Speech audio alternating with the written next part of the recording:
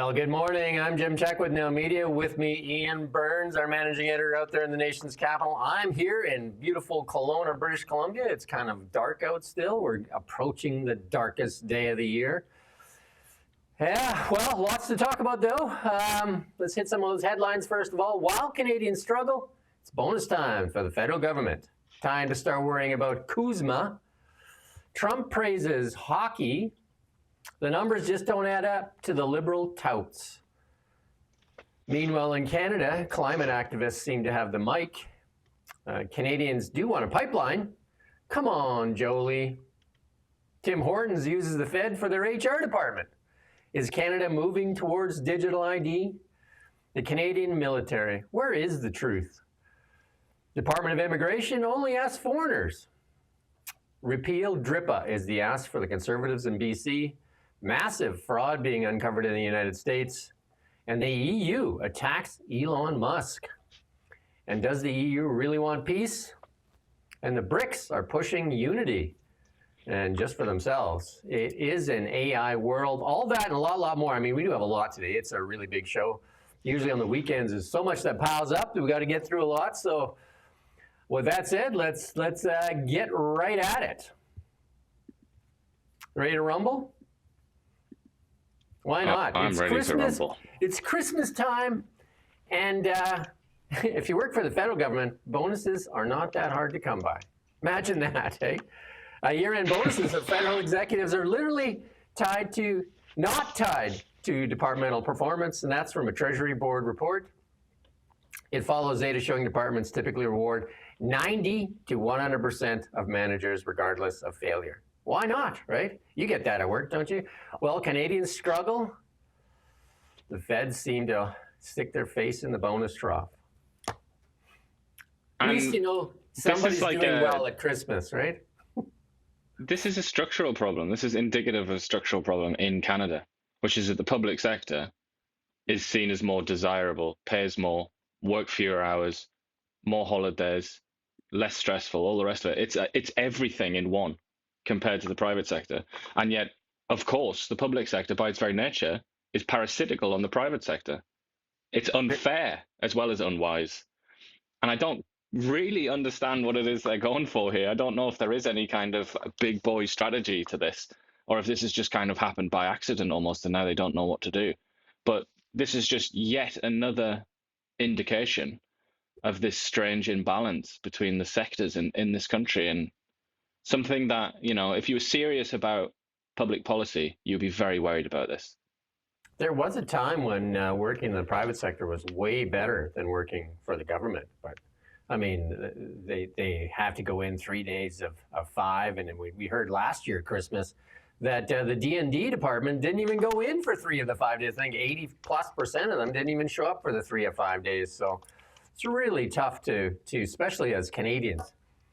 You know, 67% of Canadians are $200 away from meeting their monthly obligations, and it's bonus time, and they don't even have to meet targets. It's just basically, you know, expected. And follow-up did not explain why such a high bonusing rate. It's figures from 2023, and this is the thing, we don't get these numbers. And this is from Hollywood on Blacklight. You don't get the numbers because they don't release them till later. Figures from 2023 showed 6,738 executives, or 98% across the core public administration, received a bonus in 2023. And it says the system is broken. One Crown agency, the Canadian Infrastructure Bank, in 2022 paid every one of its executive a bonus worth the equivalent of $85,000 each. Amazing, right? Isn't that amazing? What could these bonuses possibly be for? What could they possibly be for?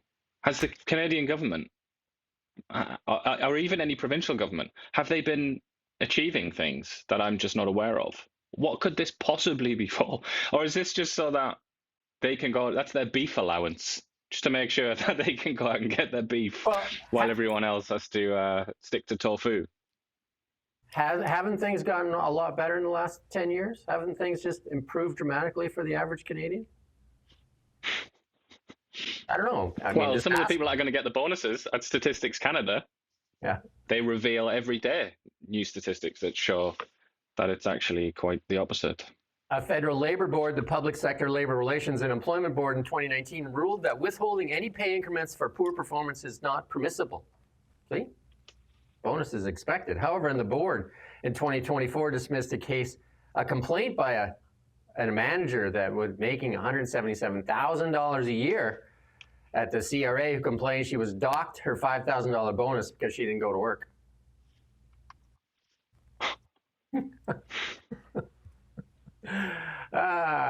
You can't even make this stuff up. It's just what's so ridiculous is that, like, if these people, the ones who are responsible for enforcement and policy, so the ones that have to come up with the policies and also have to play some role in enforcing them, they would never tolerate that kind of thing when it came to writing regulations for the general population.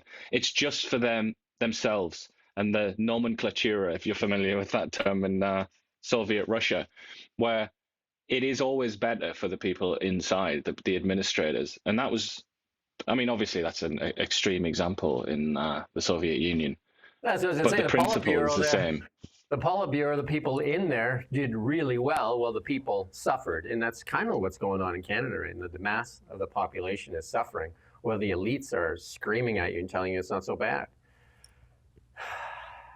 We ask you to like, subscribe, share, do all the things you can do. Hit the button, hit some hearts, hit some dislikes, hit whatever. We are the best undiscovered news commentary show on the internet right now. So help us get discovered. We're on and the most morning. humble. And the most humble, that's right. We're going to start blowing our own horn. We are on every morning at 9 a.m. weekday mornings with this show. And we split it up into segments. You can watch it later, of course. But if you could like and share and help us get a bigger audience, because Bill C-18 continues to crush and cripple independent media. Well, they feed $1.55 billion into the CBC trough. And we're going to look at what the CBC is covering. After we show you all the fraud, waste, abuse, and all that goes on in Canada, we'll show you what CBC is covering. Because I bet you the Christmas bonus one is not on the CBC website. I'm going to bet that. CUSMA.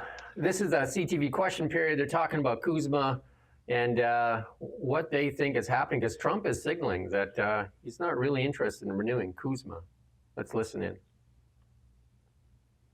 Lots of hearings taking place this week in Washington around CUSMA, and then the president, taking the opportunity, standing next to the CEOs of the big auto companies to raise the specter of the end of CUSMA if he so chooses. How worried would you be? Very, 100%. Battle shields, everybody up. I think Donald Trump has been consistent on this point. He's consistent on virtually nothing in his whole life or any of his policies, any of his communications, but he's consistent on this. He does not like multilateral trade deals. He feels that disadvantages the United States. Doesn't frankly like free trade deals whatsoever. He wants bilateral deals, one with Canada, one with the US, where he can introduce a whole raft of new sectoral tariffs and where he thinks he has maximum leverage and advantage in those discussions. So I hope that domestic political opinion weighs down on Donald Trump over the course of the coming months and year to the point where he has to retreat. But right now, very worried. And I think we're in for a very tough 2026 as we wrestle with the bear that is Donald Trump. That's good for now. That's good. That's good. Yeah, so there's lots of talk that Donald Trump doesn't want CUSMA. He wants bilateral deals, a deal with each nation on its own, gives him more bargaining power. Is my mic still giving you grief, or is it better now? Your mic sounds better now, yeah. Okay. But I would say as for pulling out of CUSMA, USMCA, NAFTA, whatever the hell you want to call it, free trade basically, North American free trade, or three countries having free trade. From a strategic perspective, if you look at this in geopolitical terms, which everything seems to be these days, and certainly this administration seems to be acting like that. It's obeying the sort of principles of geopolitics in a way that we haven't seen for some time. It's just nakedly doing that, naked sort of self-interest. But according to all those rules, killing free trade in North America, or between Canada, Mexico, and the US, is possibly the stupidest thing you could do as the leader of the United States. And even that document that they released, the State Department, that the national strategy or national geopolitical strategy or whatever it is. Nothing in there gives me the idea that they want to kill free trade between those three countries, because they want, if anything, it's the opposite that they want. They want to make sure that they have complete dominance in the Western Hemisphere and that they have a beneficial trade arrangement with Mexico and Canada. They have that already. They have a beneficial trade arrangement with Mexico and Canada. They created it, remember? This is an American invention. NAFTA was demanded by the Americans. That wasn't the tail wagging the dog. That was very much the dog wagging the tail. So I think a lot of this is overhyped. Trump is possibly mad enough to do something like that, but in the long run, there'll be a self-correction. The Americans see, or a lot of powerful people in the United States see globalization as about to expire, about to die, because they can no longer, or they no longer have the desire to create the conditions around the world for free trade by using their Navy and their Air Force and all the rest of it. So they're thinking of pulling back. China kind of then having to figure things out by itself. Europe having to figure things out by itself, and so on. In that scenario, I mean, the very last thing that the Americans want is to have lots of trade barriers between themselves, and particularly Mexico, which provides so much cheap labor for their production. I mean, it just makes no sense. If you're going to cut off China and you're going to kill that relationship with China, which the Americans seem intent on doing, and Trump, why would you also try and cut off Mexico, which is kind of like the number one, maybe alongside Vietnam, the number one backup plan for not having China? It just makes absolutely no sense to me. So I would say in the long term, free trade of some description, I don't know what it'll look like, but free trade between those three countries, US, Mexico, and Canada, will continue. Well, Mark Carney was in the United States along with President Sheinbaum there at the FIFA draw, and they asked Donald Trump about restarting trade negotiations. They did meet for 30 minutes, 30 whole minutes. Trump met with Carney and Sheinbaum, and this is what the questions that were asked about restarting, and here's his response. Thank you. Did the Opera House be renamed after Melania? What did you talk about with Prime Minister Carney and Mexican President Sheinbaum when you were here just a few days earlier? Mexico and Canada, we met with the, as you know, I mean, it was pretty well, a lot of people were here, right here we met. And the Prime Minister of Canada, President of Mexico, and we spoke for a half hour. Very good, very productive. Talked mostly trade. Will you restart negotiations with Canada? Oh, look, I have a great relationship with Canada. They're very tough traders, but I have a very good relationship with the Prime Minister and with Canada. And you had said you would halt those negotiations earlier after the tariff. Well, I have halted them. And so will you restart that? Yeah, we'll see. I mean, you know, the problem is Canada makes a lot of things that we don't need because we make them also. But we'll work it out. Look, Canada's a special place, and they really are good at ice hockey, aren't they? Mr. President. That's good. Well, I don't really know how good we are at ice hockey anymore. When's the last time we won a Stanley Cup? In 20 plus years, no? When was the last time? Wasn't it Vancouver? Is that right? No, Vancouver's never won. Come on. You're asking the wrong dude then. No, they had a big riot, didn't they? That's what I'm thinking about. That was 20 years ago. You're totally asking the wrong person. There you go. Wayne Gretzky was there, and Mark Carney said he was the greatest Canadian, the great one, even though a lot of the Liberals want to take down his trophy. So the last time the Canadian team won the Stanley Cup was, like I said, 1993. The Montreal Canadiens defeated the Los Angeles Kings. So 30 years, no Stanley Cup. But yeah, lots of Canadians have won the Stanley Cup, haven't they? Yeah, well, mostly Canadians win the Stanley Cup, but just not with the Canadians. Just not with Canadian teams. Yeah.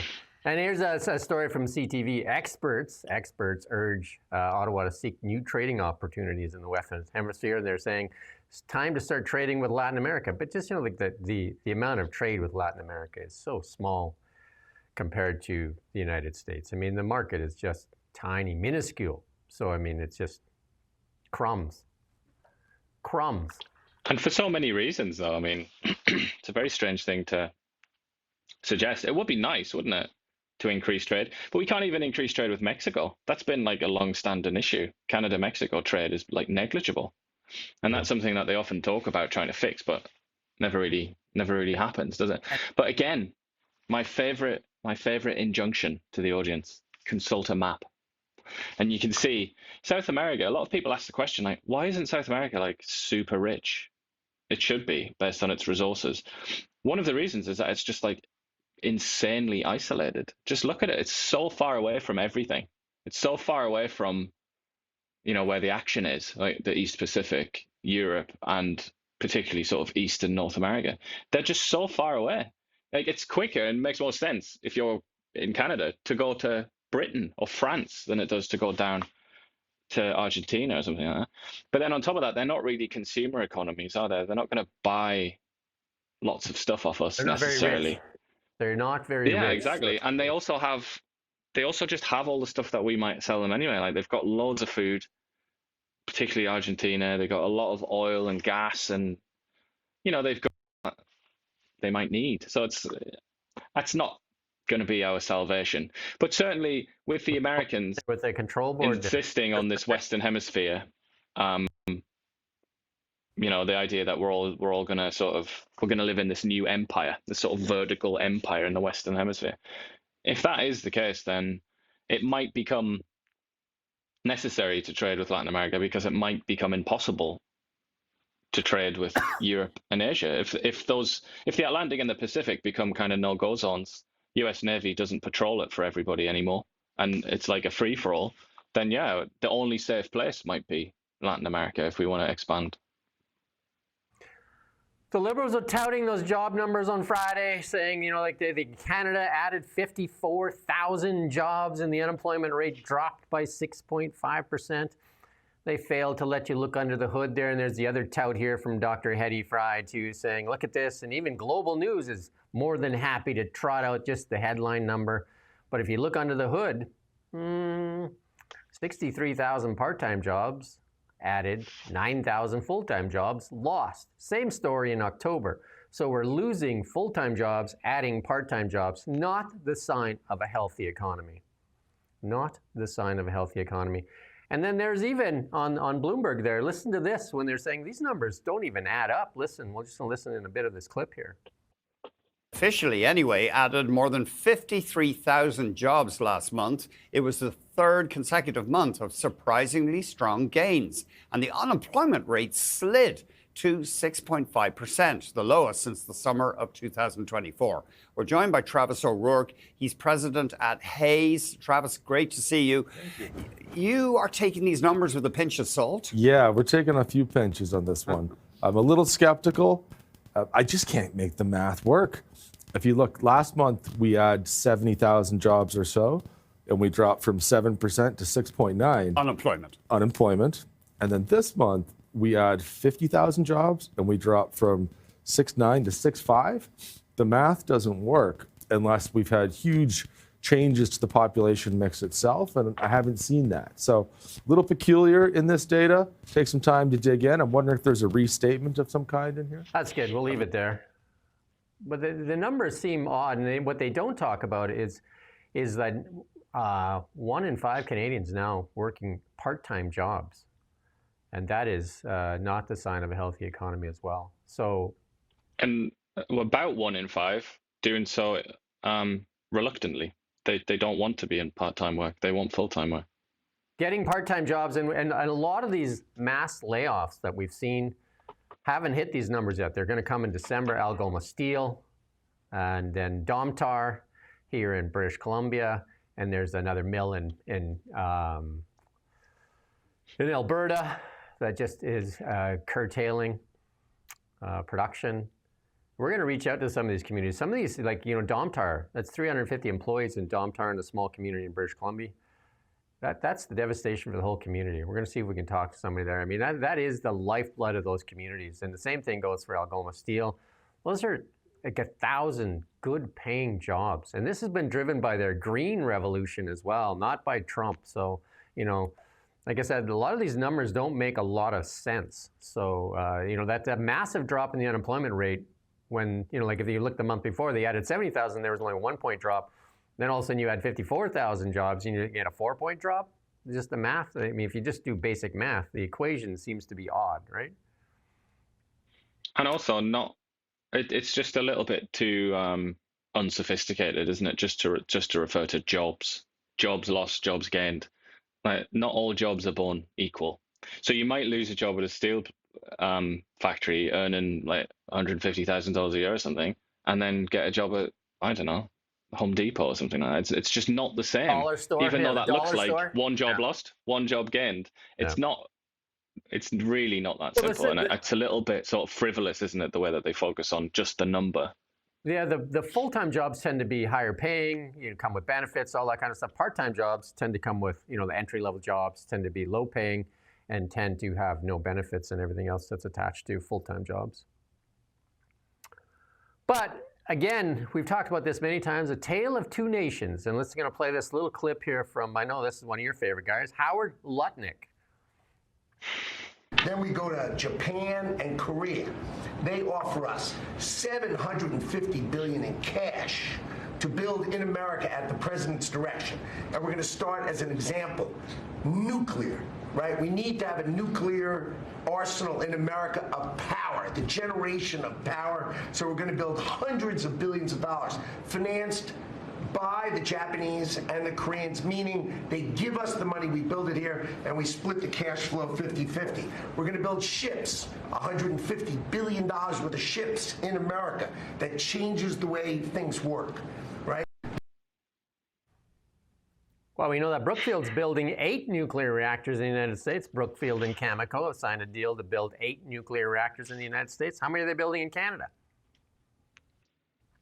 None that I've heard of. But anyway, they're building, that's Brookfield, Mark Carney's former company. And in the United States, 30 major projects that they talked about that have been announced since Trump took the office, they have broken ground on. 30 major projects have broken ground. And he's also signing, it's going to be coming out right away, an executive order with one law for AI regulation so that the states can't get in the way. There's going to be one law that they have to adhere to, so that they can fast track all these AI data centers. Meanwhile, in Canada, we can't even seem to get a pipeline. But Canada is proud to be hosting, we'll know more about this later, Canada is hosting the G7 industry, the digital and technology ministers meeting. Evan Solomon's going to be there telling the G7 how Canada leads in AI. Do you think he's going to convince anybody of that? Well, if there are any Liberal voters or Liberal MPs in the audience, then yes. But anybody that matters, no. No. And it's all about energy. And we just said that Cameco and Brookfield are down there in the United States building 8 nuclear reactors. And it's all about energy, and you got to get the price of energy down. And this is in Texas. Let's look at this. And we won't play the clip on it, but Texas. $1.95 a gallon, which is about 66 cents a liter. That's pretty amazing. Drill, baby, drill. And we're seeing this, we saw that in Colorado. We showed you that last week. You get the price of energy down, inflation comes down. Lo and behold, energy is in everything we do.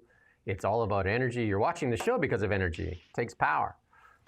We don't have that $1.5 billion, $1.55 billion the CBC has.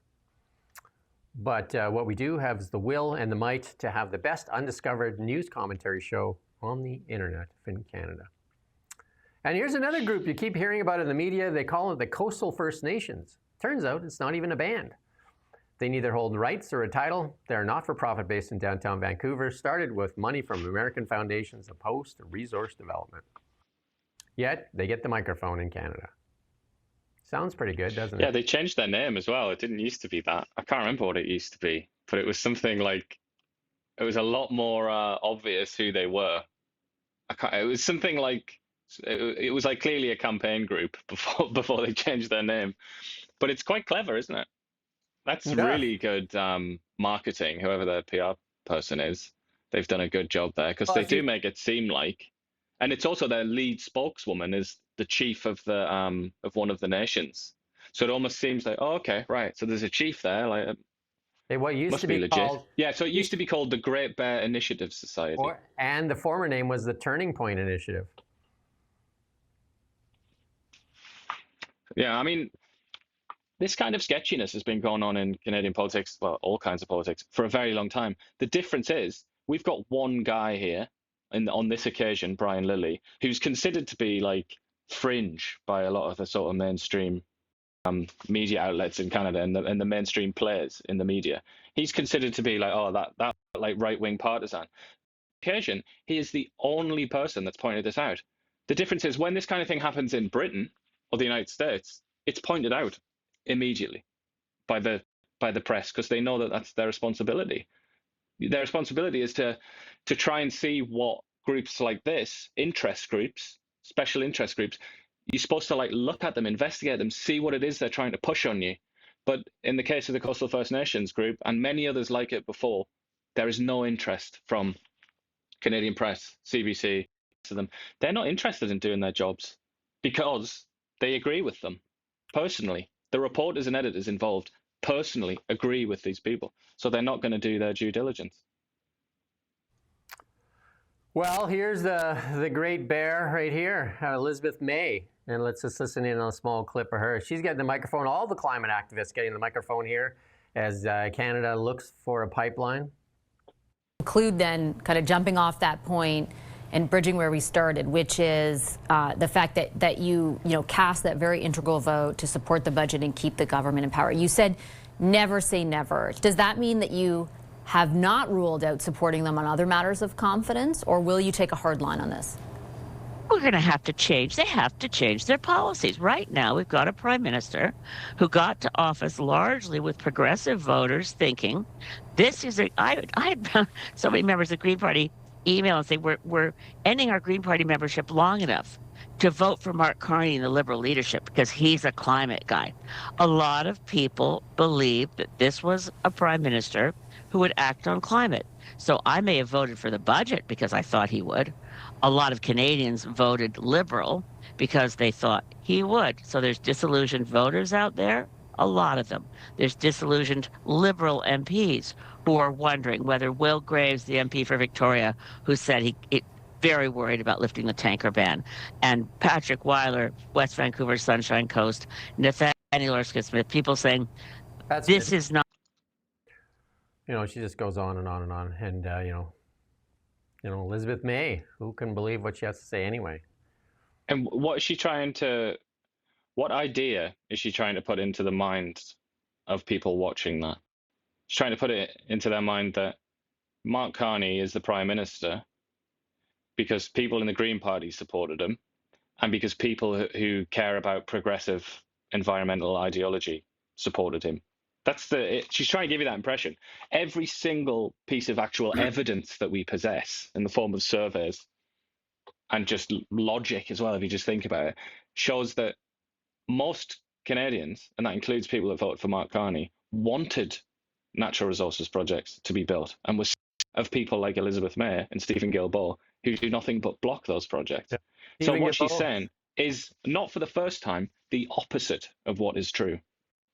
Stephen Guilbeault throwing down the actual Trump card, saying that if Carney moves ahead with a pipeline, it could lead to Quebec wanting sovereignty. Let's listen in here.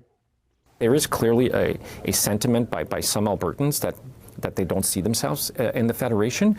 But we also have to be careful because we have a very strong separatist movement in Quebec. And it's not just a movement. It's a political party. It's won elections. It's done 2 referendums.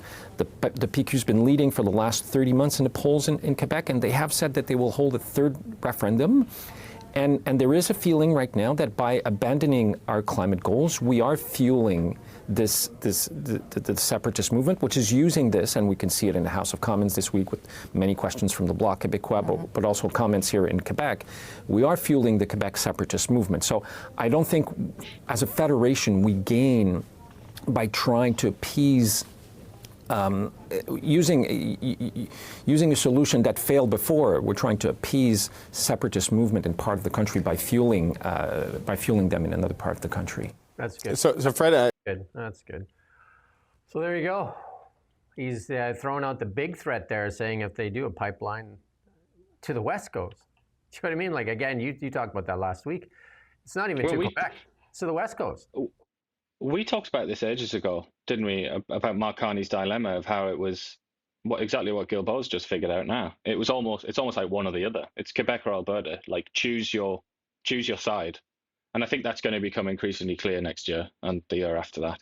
It's starting to become one or the other. And by the way, he said federation and the interests of Canada, basically. What he really means is the interests of the Liberal Party. And if you watch the rest of that, you'll see exactly what he means. Because he says, Justin Trudeau did all this great stuff with Alberta. He bought the pipeline, made it all happen. And then we actually lost seats in Alberta, which is something that he said before. It's all about the Liberal Party. So he feels betrayed. And he looks at Alberta, he says, what's the point? We don't even get any seats there. Whereas Quebec is like a gold mine for the Liberal Party. So he's Quebec first and he's Liberal Party first. But the thing that feels different this time is that I think a lot of people look at this and they see this emotional or political blackmail from Quebec chauvinists once again. I think they look at it and they just say, okay then, permit me to facilitate your exit from Canada. Because we've talked about if Alberta leaves, there's a good chance Saskatchewan would join them. But let's just say Alberta. If Alberta leaves, Canada's dead. You can't have Canada anymore. It's just geographically impossible. You can't do it. If Quebec leaves, you can still have a Canada. Some would actually say you would have a more coherent Canada that actually worked a bit better and it actually had a purpose and a common identity. These are questions that a lot of people don't ever really want to talk about because it means the end of the country as they've known it. But we're going to be having these conversations. I sincerely feel that. And I think it's going to become clearer and clearer that people outside of Quebec they're sick of it. They just they would let them go, I think. I don't feel like there's the same urge to keep Quebec in Canada. I think one of the things I keep hearing is over the past 10 years, one of the things that is very kind of like becoming really crystal clear is that the Liberal Party over the past 10 years has managed to really rip Canada apart. There is no Team Canada. Provinces are fighting with each other. We can't get a pipeline built. There is special interest groups. Quebec seems to be driving the bus, like you said, in the voting and all that. And there is, our economy sinks. We have more and more people forced into poverty, down in the poverty line. We have now food programs that they're bragging about that we have to feed our kids at school through lunch programs. All these things are, like a nation that should be very, very rich, and we're being driven further and further and further down. And it seems to serve the interests of one party here in Canada. And Pierre Poilievre is going to push the issue here. So he's going to put together a bill here, and he's going to ask for a motion, and it's going to put those Liberals to task here. We're going to play this clip here with Pierre Poilievre. It's the next one, yeah. Not that one. Tim, on this side of the border, Prime Minister Mark Carney's promised to transform Canada into an energy superpower as part of his government's strategy to pivot the country from dependency on the U.S. market. This week, a Conservative motion in the Commons will put Carney's MPs to the test. As JP Tasker tells us, the motion is meant to force Liberals to show their support for a new oil pipeline to the BC coast.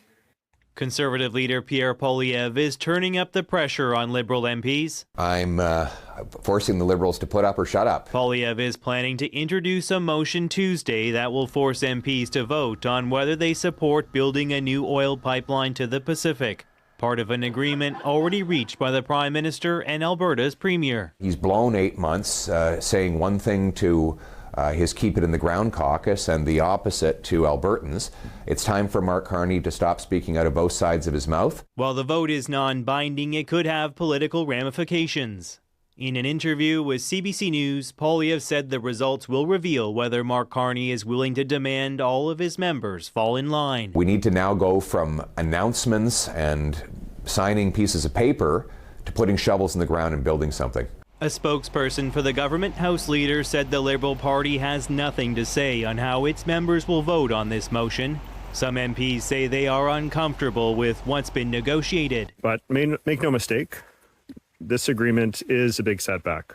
in terms of climate policy. And then there's Stephen Guilbeault, who quit Carney's cabinet over the issue. What is being proposed through this MOU would be the end of the climate plan in Canada. Still, polls suggest the majority of Canadians generally approve of Ottawa's Memorandum of Understanding with Alberta.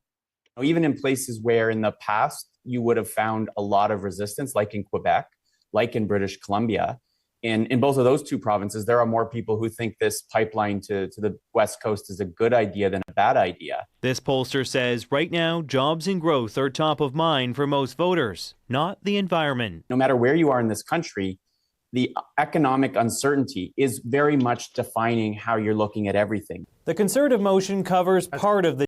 Yeah. Well, here's another poll here, and this one is from Nanos. More than half of Canadians, 57% of Canadians, want that pipeline, and they support it, even if BC opposes it. And only 37% were opposed. I mean, most people, I mean, it is Canada's #1 export. Alberta is Canada's #1 money generator. It is the source of a lot of transfer payments. It's been treated with disrespect over the years, and most Canadians can see it. There's a few that have the microphone, and they seem to get a lot of national attention on CBC and CTV and Global and all that. They seem to be doing everything. Well, let's take a look at what Global is trying to tell us, or sorry, CBC is trying to tell us today. What's on the agenda for the CBC this morning? Will we take a look here? Was there a bonus thing anywhere? No.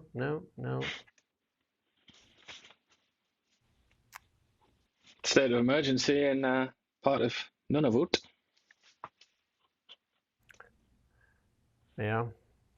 Liberals Wrestling gave me the strength of mind to get out of death's hold. Okay. Nothing. So we're going to show you some more fraud. The pro wrestling. We're going to show you some more fraud, waste, and abuse, and then you just ask yourself if you saw it on their website this morning. I'm going to bet that you won't. But yeah, so Canadians want a pipeline.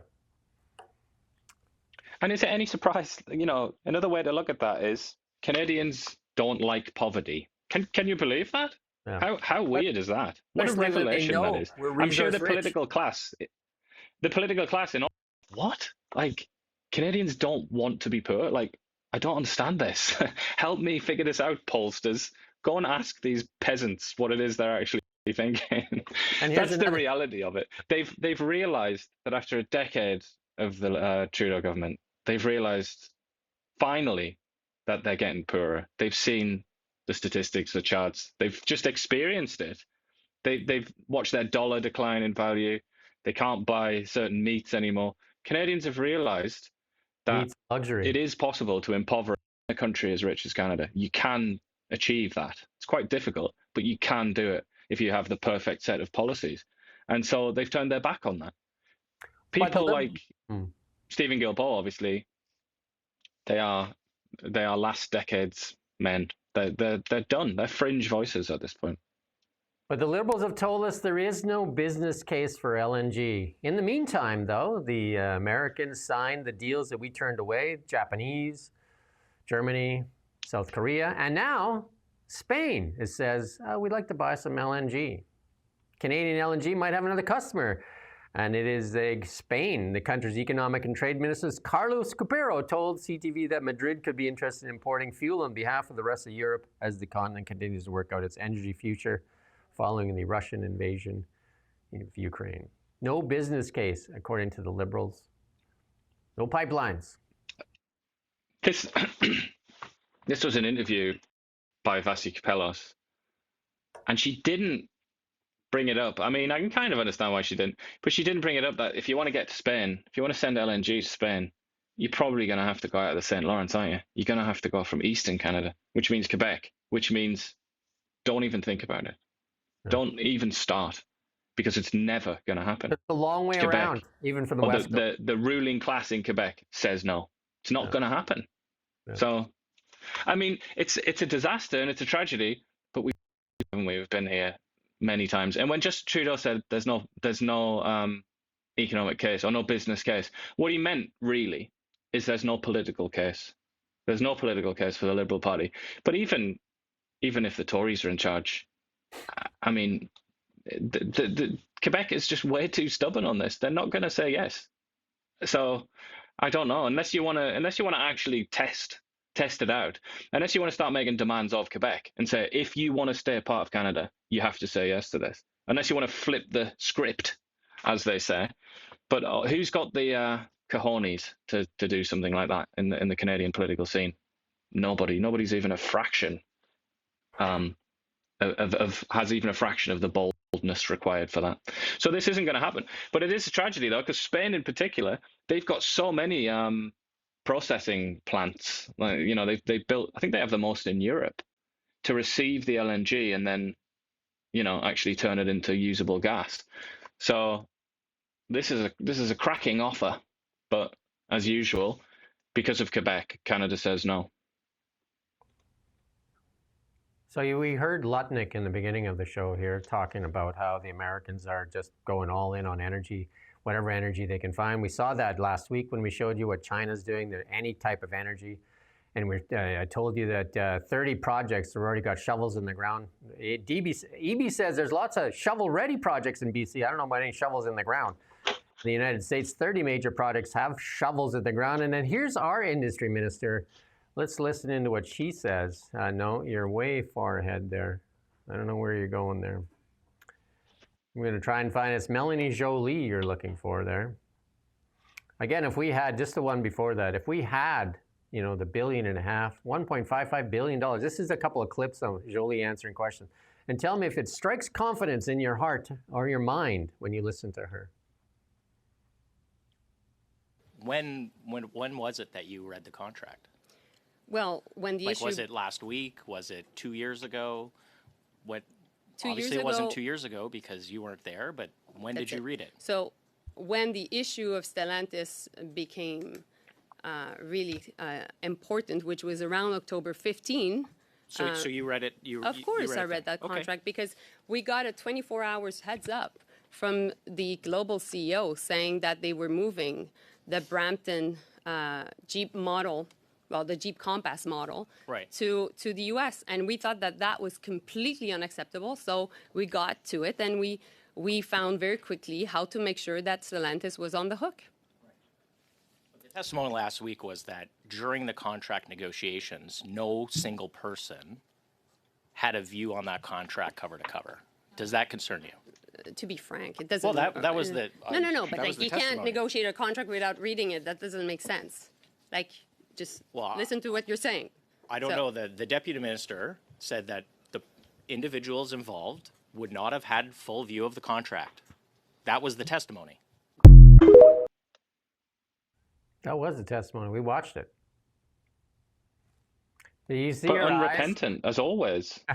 Did you see her eyes when he first asked that question? You could see it in just the disdain in there for having to answer questions. She doesn't strike confidence. And this is the industry leader.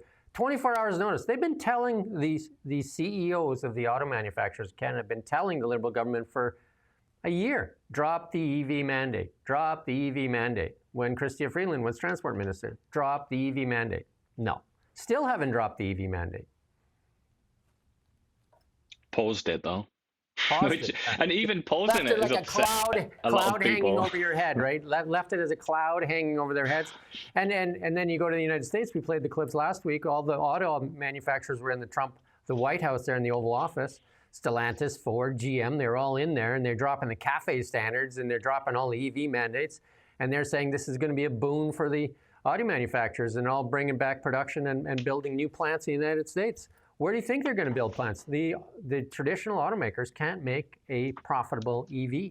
So they're going to go where it's easier, where they can get a return on capital.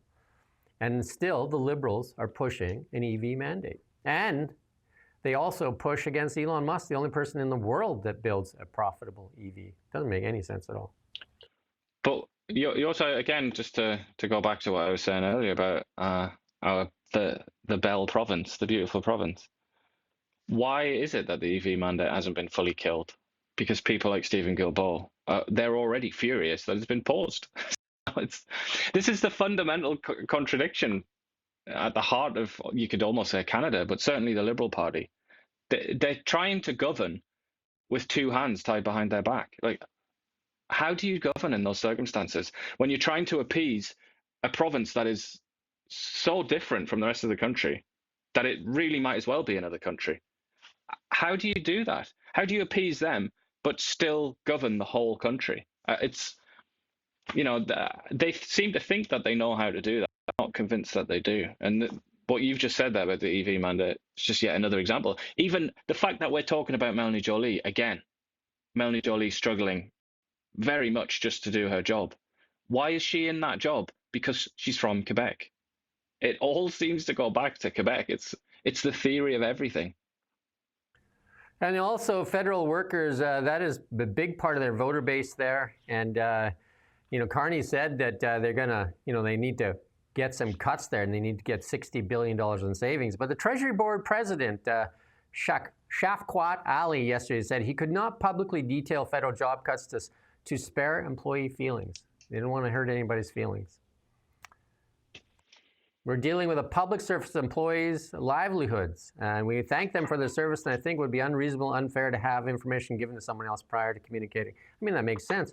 But they've bloated this pig so much. Like we just talked about the bonuses. They're getting bonuses when most of Canada is suffering.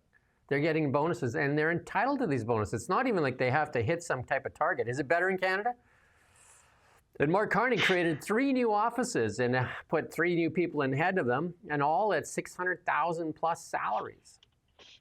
And then they promised to build 500,000 homes a year, and the PBO's office came out and said, that's going to actually be about 26,000 homes over 5 years. Will they get a bonus? Will the head of that department that makes over $600,000 still get a bonus, even though her target is 500,000 homes a year and build 26,000 additional homes over 5 years?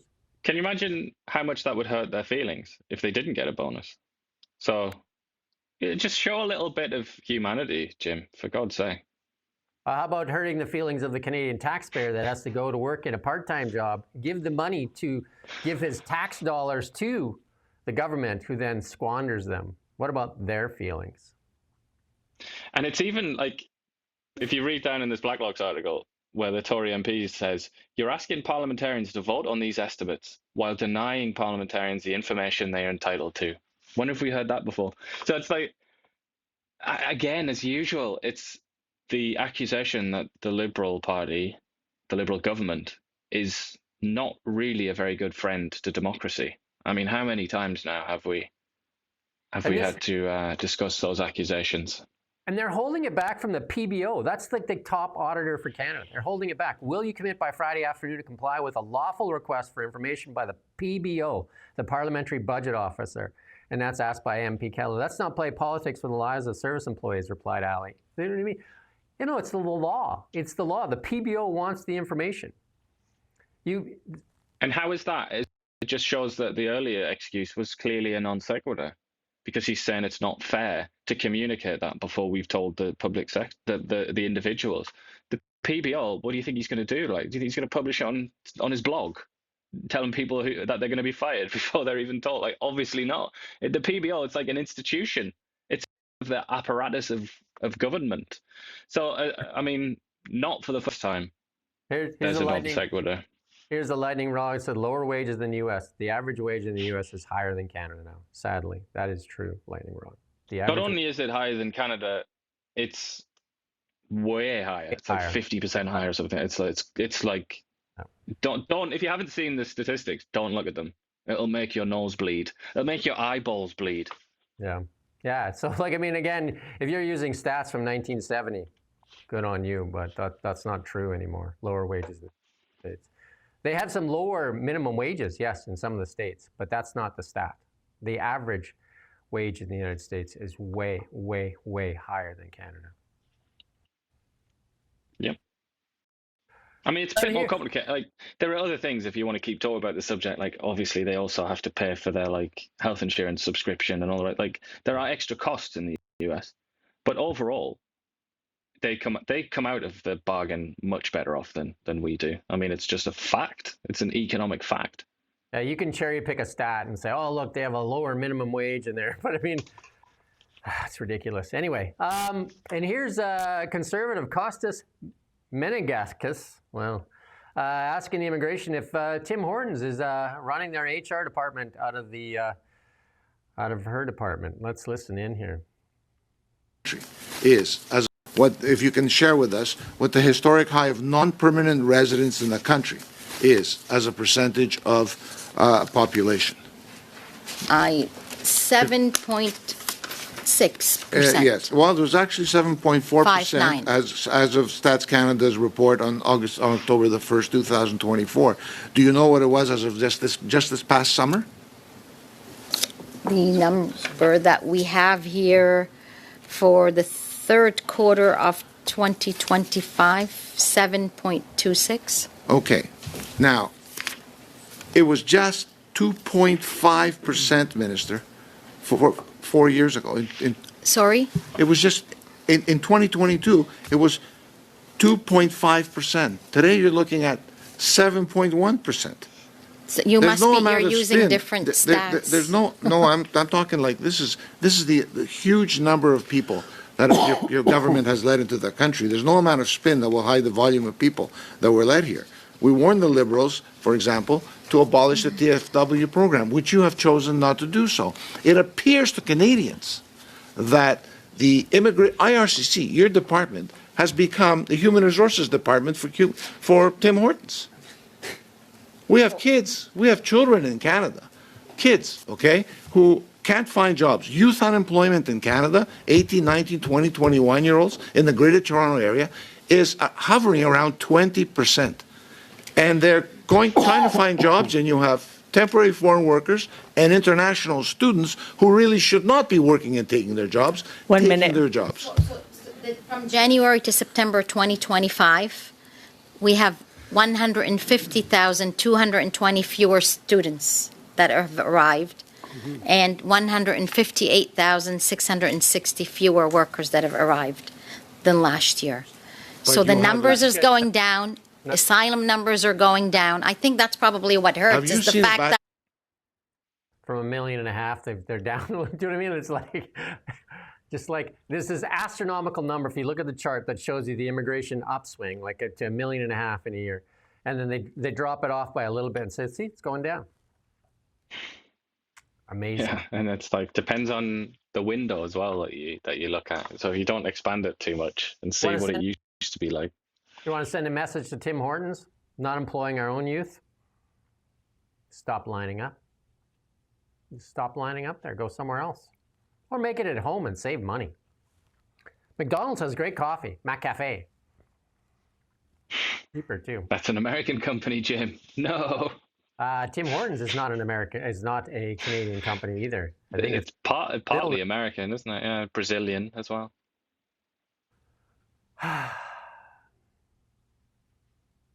Here we go. The use of the passport in Canada and abroad is ideal. We said that with the Keir Starmer pushing for digital ID, that how long would it take before Canada starts looking at it? The Department of Immigration, without any parliamentary scrutiny, imagine that, ordered research into enforcement of a national ID system using digital passports.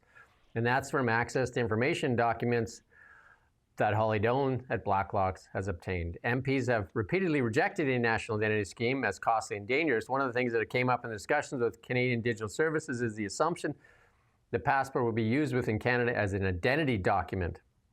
And this warrants a policy discussion. But, you know, it's happening in the UK. And Mark Carney, Macron, and Keir Starmer seem to like each other a lot and like the policies that they do a lot, right? Well, soon they're going to have time to spend every day of the week with each other when they're forced into retirement. Wouldn't that be nice, right? This digital ID thing, though, it's the volume has really been turned up on this, isn't it? It's across Europe and obviously in Canada. It's being pushed very, very hard. And I think it's to do with immigration, actually, in part, isn't it? Because they don't even know, as we've pointed out many times, courtesy of Blacklocks as well. In Canada, the government doesn't even know how many immigrants are in this country. Like, you know, like she's talking about the percentages and all that. That's a guess. That's the truth. That's a guess.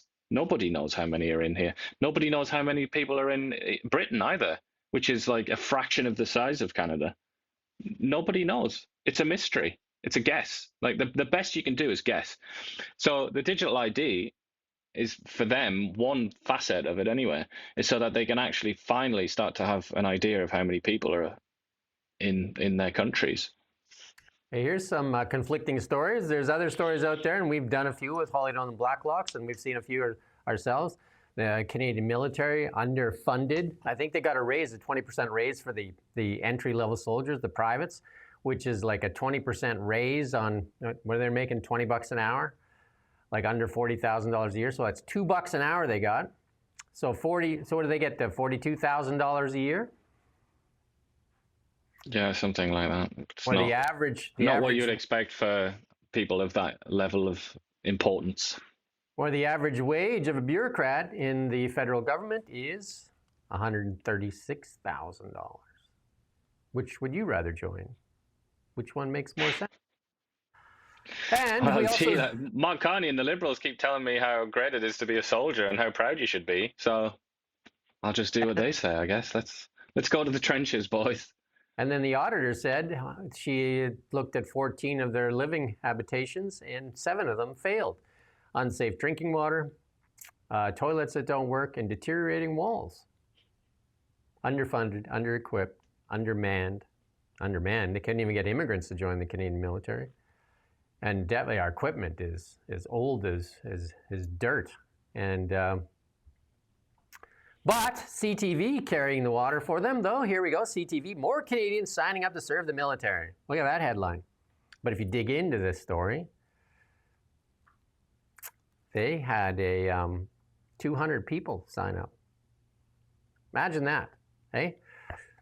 In the last 8 weeks, they're putting through 204 would-be soldiers, sailors, aviators, and new officers through their paces. 204 soldiers. Nice. And that's because they got. And a lot of this anyway is about sexual assault in the military. It's like, that's not going to make people want to join. And that is a 20% wage increase in the regular, that's for privates in the regular force, because not everybody got that pay increase. That was just for the entry level. Again, they were making under $40,000 a year, which is almost minimum wage in some provinces now. So you're asking these soldiers to kill strangers and actually put their lives at risk for $42,000 a year. Well, the people at the bureaucrats making on average $136,000 a year. And they were offered to join the military, and they said, no way, Jose. Where would you rather go? You don't even have to go to work 3 days a week. But according to this poll, 66% of Canadians support sending Canadian soldiers to Poland if Russia invades. We don't have that many to send. I think right now we're around 55,000, and then there's a 200, so 55,000 plus the 204. But also, like, these are people who are not in the military, not going to be affected by this, being asked what they think about an abstract news item, basically. It's like, oh yeah, Russia, screw those guys. Yeah, let's send them to... It's like, shut up. Why in God's name should those people's opinions be taken seriously? I mean, dear me. The Canadian girl says that she thought she would check in us. Nothing's happened. We're just Pierre the Whiner. No, we're just pointing out the obvious. I mean, isn't it obvious? Like, is that bother you that we're underfunded, underpaid, undermanned? That doesn't bother you? Is that okay that our military has been neglected for how long? So that's our fault that the military is in this shape? That we have jets that are 40 years old? That we have 4 diesel submarines, 2 of them we bought in a garage sale from the UK? I think only 1 is operational. Most of the jets aren't operational. Our equipment is in serious disrepair.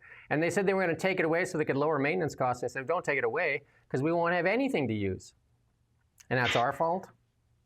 Wow, wow, wow. Right, there you go. Wow, wow, wow. But at least we're respected around the world. By who? Is that by a Liberal poll? And by the way, we're currently looking at the Gripens. Yeah, right, let's buy a Gripen. that is not a stealth jet that can be picked off. Like, there's studies out there that show that the Gripens don't even compete with the F-35. And we were buying those F-35 since 2015, hand-wringing on those things since 2015. But hey, back to the CBC with you. But also, I have to say, if you think Canada's respected around the world, you're in for a very nasty surprise if you actually do some reading there and try and find some evidence. Increasingly, Canada is really not respected anywhere in the world. It breaks my heart. It's very sad. But Canada's not really respected. Just go and read. Go and look at, and it's not just Americans. People in Britain and Europe, East Asia, China. Look at what the Chinese think about Canada, or India, the Indians. You know, we're talking about most of the people on the planet here that I've mentioned there. The opinions of Canada are not great. You know, they think Canada's a bit of a ridiculous country, full of like homeless people and progressive disorder and chaos. That's the general attitude. I'll share this with the Canadian girl just for a second here. I love Canada, but I was just in Tokyo for 10 days. No homelessness, no druggies all over the street, no graffiti, clean. Everything looked great. Food was cheap. Everything was amazing. And then my son, who's like 26, who is a bit of a left-leaning, said, "Why do they love America? There's American flags everywhere. Why are they such so big fans of America?" I said, "Well, because they rest comfortably underneath the protection of the United States of America. That's who protects them. The same people that protect us. And if you don't believe that, and if you don't recognize that, then you are living a fool's dream. Because our military, like our North, is protected by the United States. The last 2 incursions into our airspace were defended by the United States of America because we couldn't even start our jets. Yeah, they don't start. So good luck."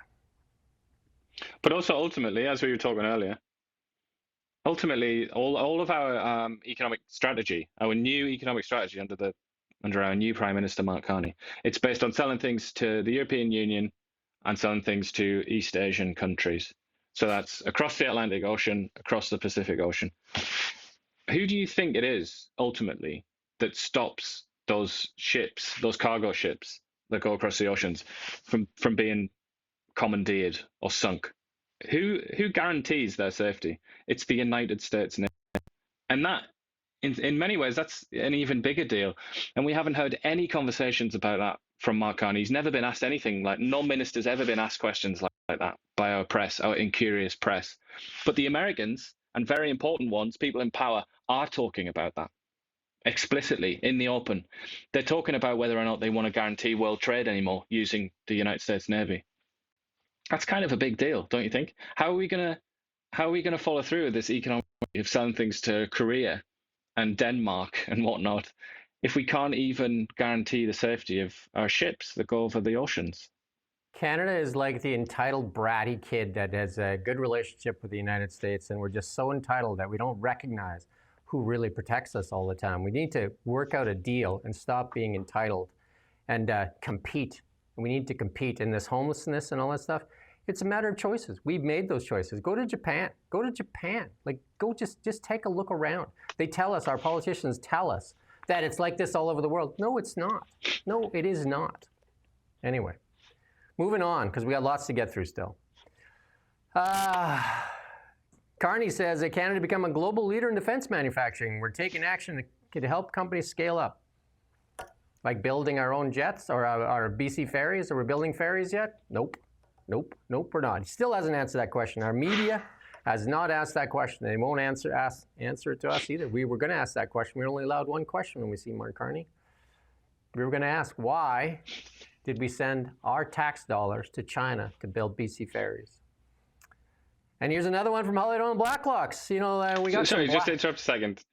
Yeah. We just gave $250 million more to the US for their military equipment, so that they could give it to Ukraine. Right. You mentioned BC ferries.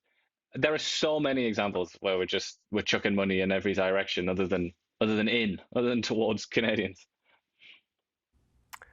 So here you go. You talk about military. Canada is leasing Black Hawk helicopters from the Americans at $48 million. That's nearly $1 million a week for Black Hawk helicopters. leased after the Trump threatened a 25% tariff. The Mounties already had an air patrol with 30 aircraft, but were faulted by others for scrimping on basic equipment like night vision. You know what I mean? Like, that's how we equip our people. Oh, no, we don't have night vision. We got a flashlight. From January 17, 3 Black Hawk helicopters chartered by the RCMP had a total of 2,680 flight hours, the RCMP wrote in the Inquiry of Ministry tabled in the Commons. Short-term leases had a cost of $45.5 million to December 31st, plus another almost $2.5 million for salaries and other expenses, right? Because, you know, obviously they're flying them, right? The total is just under $48 million for 50 weeks of service, cost taxpayers equivalent of, you know, just about $1 million a week. But Black Hawk helicopters, I mean, that's the world standard too when it comes to helicopters. But why don't we start building some stuff? It's crazy, man. This was just a gut reaction, wasn't it? Like they didn't think this through. They just pulled the trigger because Trump was on their backs. So they thought, oh, let's just buy some Black Hawks and patrol the border. Well, this is leased. clearly just they're not bought. They're leased helicopters. Yeah, well, give them enough money to build some more themselves while we just borrow them. We should have snuck into Afghanistan and stole the helicopters that Joe Biden left behind. Black Hawks. Maybe the Afghan will. Yeah, the Taliban's busy crashing mountainsides, aren't they? Because they don't know how to fly them. And here's the virtue signaling on another level. And it's this thing here, this deal this Canadian company got to sell ICE vehicles to the United States. And here the CBC is working overtime to see how they can block this deal because of political ideology. Listen in on this. Recently, our investigative teams, have found evidence of Canadian manufactured weapons being used by the rebel groups in Sudan to kill thousands of people there. So it is a really interesting debate of economics versus ethics. John or Rob, if you want to weigh in at all, I'm open.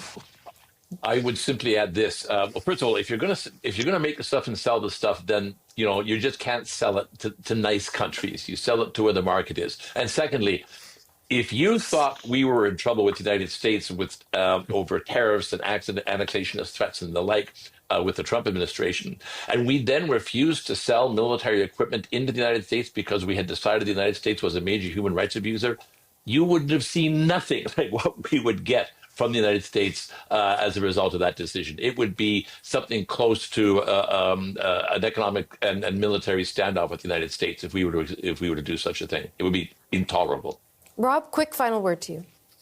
Yeah, it's an insane hill to die on, especially as we're looking to forge ties with United Arab Emirates, India, maybe even China.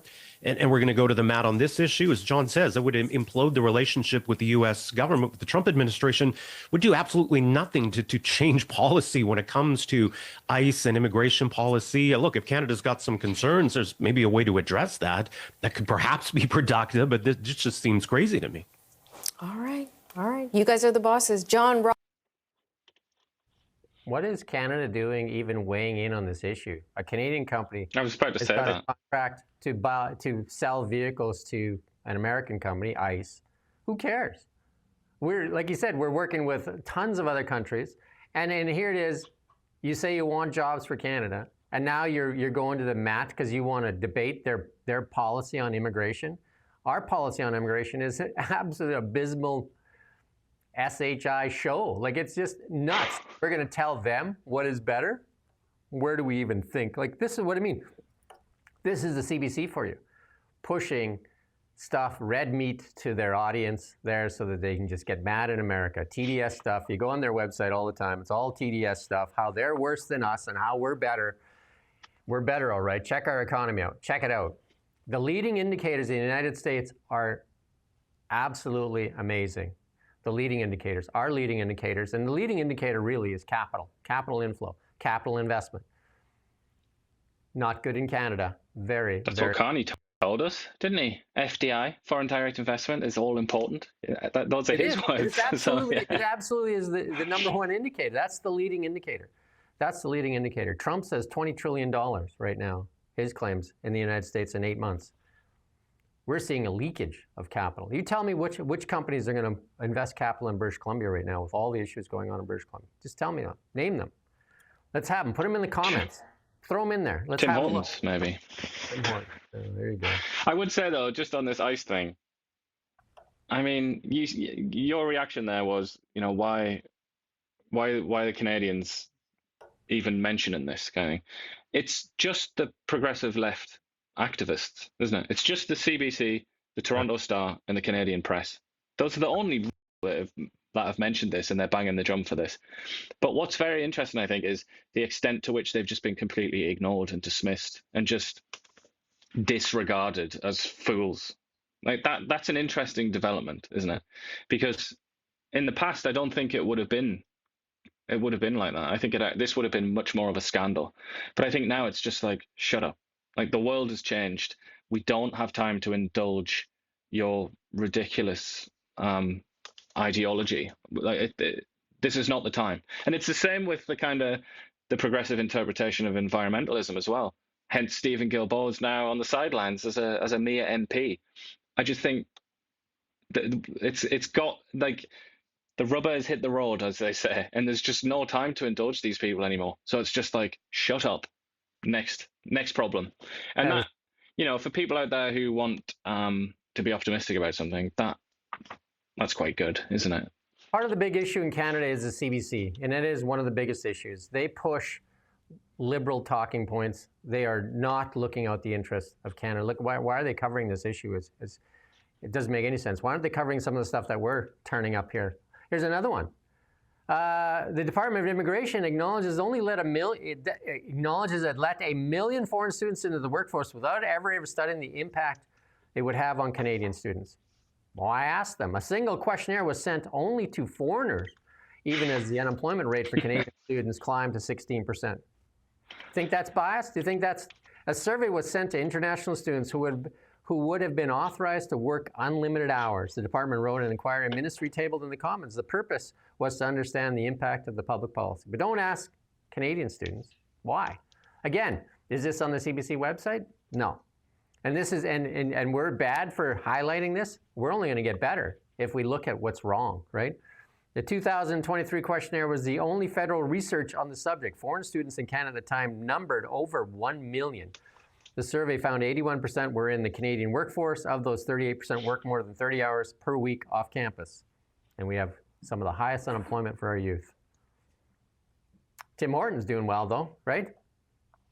At that time as well, this is, I think this came out just after Trudeau made that remarkable, incendiary, some may say, speech where he condemned immigrants for destroying communities and driving wages down and all the rest of it, where he just, out of nowhere, just became Enoch Powell or something like that. Just a very, very strange performance.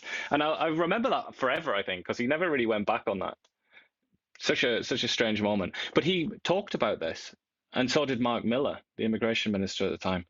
They talked about this, but they didn't talk about it in terms of, is this good for foreign? It was all about the economy, and it was all about Canadians. They presented the policy as like fundamentally patriotic and almost like nationalistic.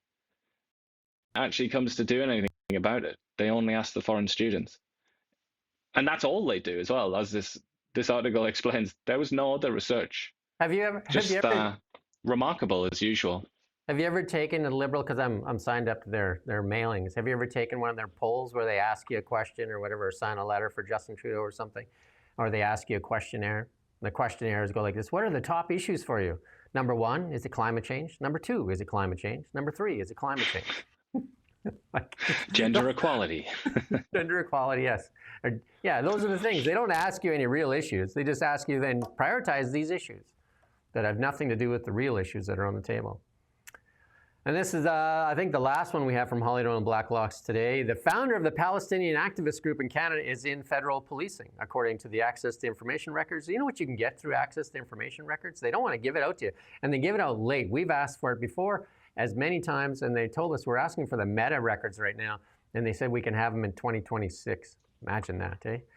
Documents disclosed an RCMP member is the founder of a group that advocated expressing their Palestinian identity at work and circulated complaints about Jews testifying at parliamentary committee hearings. Records show the founder of the Muslim Federal Employees Network holds an RCMP email account. The individual's name was censored. Of course, why would you release it? It is not the RCMP's practice to share names of employees involved in employee networks. And that's the spokesperson that said that.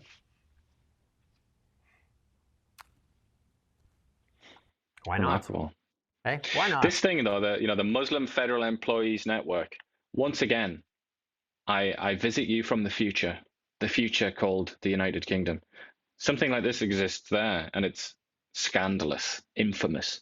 There's like a Muslim network within the Home Office, which is like the Department of the Interior sort of thing, that deals with immigration and police as well.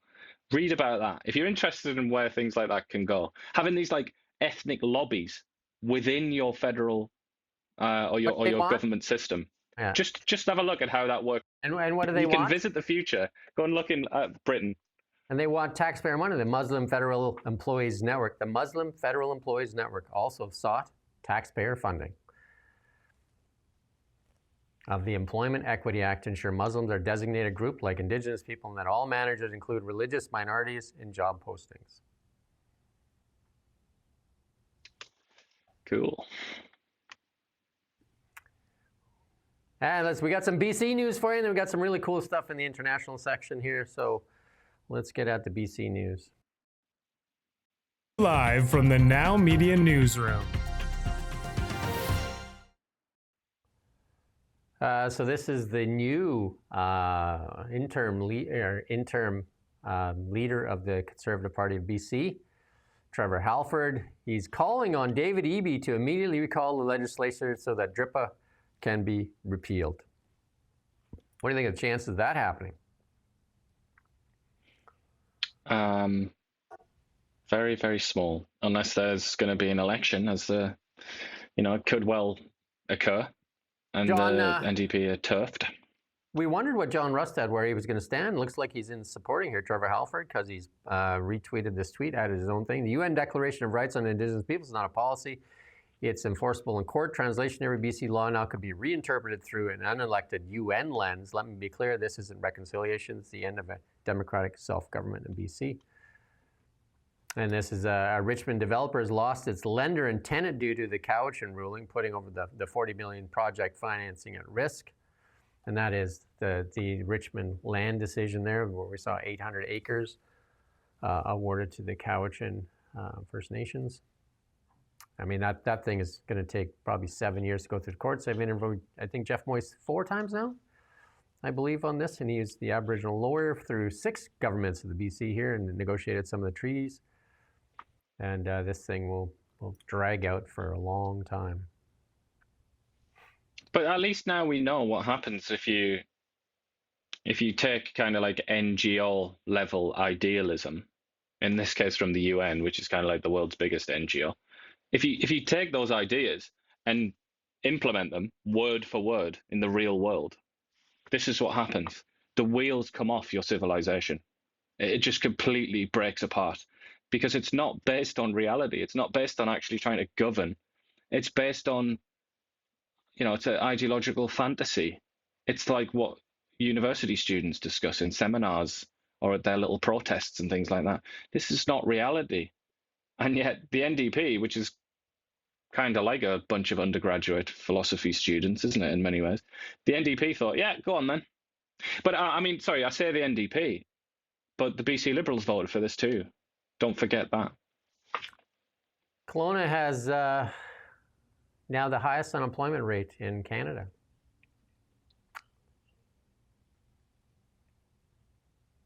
That's not a good number. And then I know a young lady here that used to be easy to get a restaurant job. She tried for like weeks there to get a restaurant job, can't get one. And she's now looking for a cleaning job. I mean, that's how bad it is getting in BC. BC is getting really tough, especially when you look at the investment community. Domtar, like I said, just closed that pulp mill, or is closing that pulp mill. There's pulp mill closures, mill closures. I mean, the forestry sector has been decimated over the last few years. All to do with fiber, and David Eby finally can't just strawman Trump. He's finally talking about fiber. Now he's making excuses on the fiber and saying that we can't cut down the old growth. And we're going to try and get some more interviews. We're going to try and get some interviews in the Domtar community and show you what the effects of when you lose a mill such as Domtar and what that does to a community. We're going to reach out and see what we can get there. In international news. Live from the Now Media Newsroom.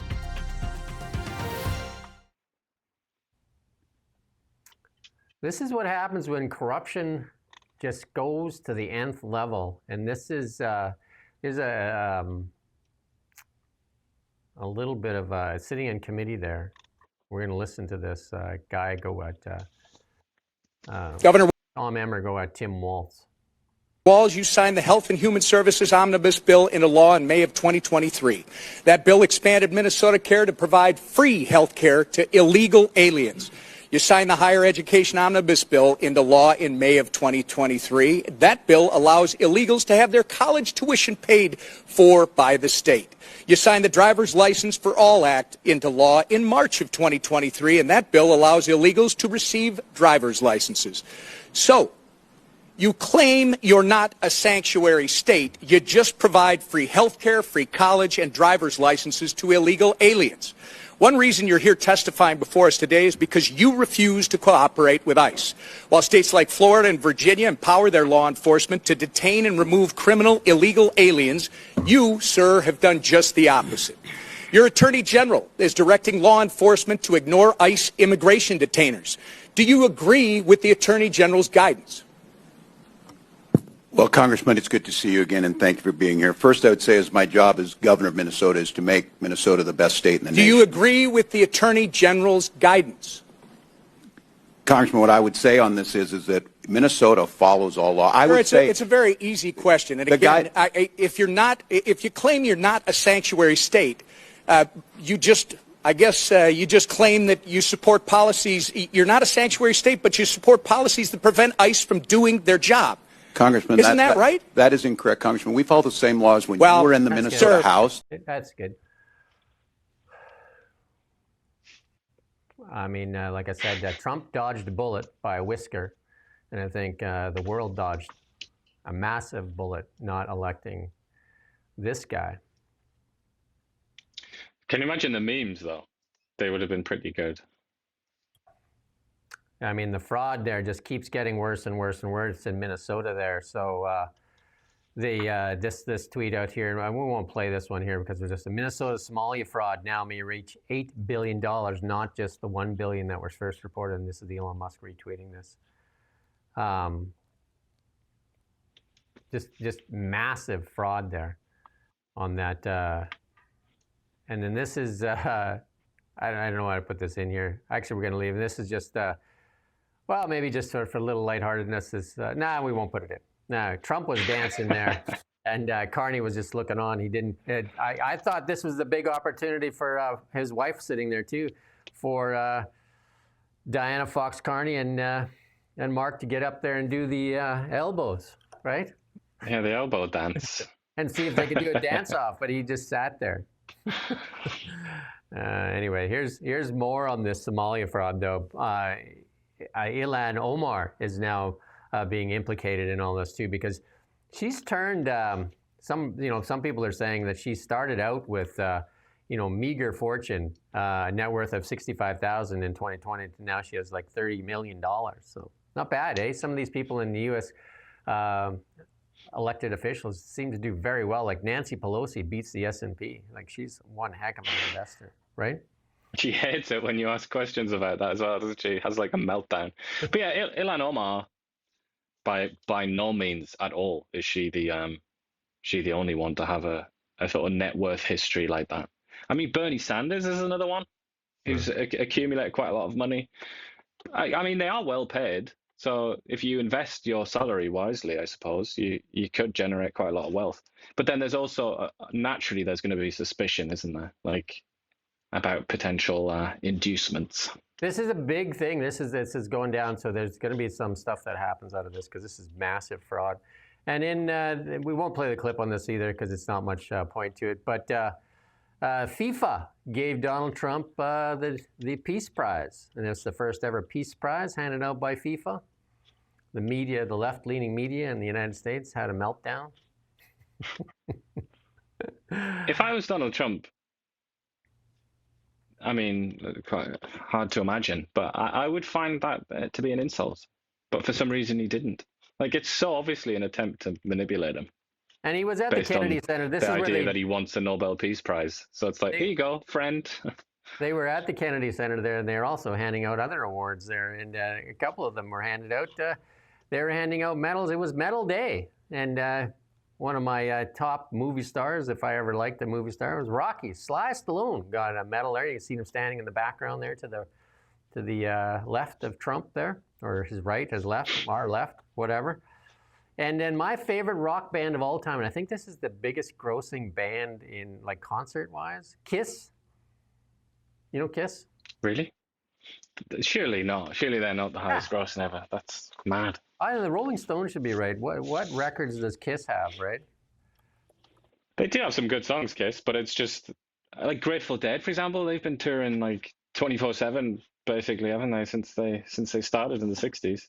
But I don't know. Or somebody like Beyonce, like she makes like billions of dollars, doesn't she? Well, But okay, I so don't know.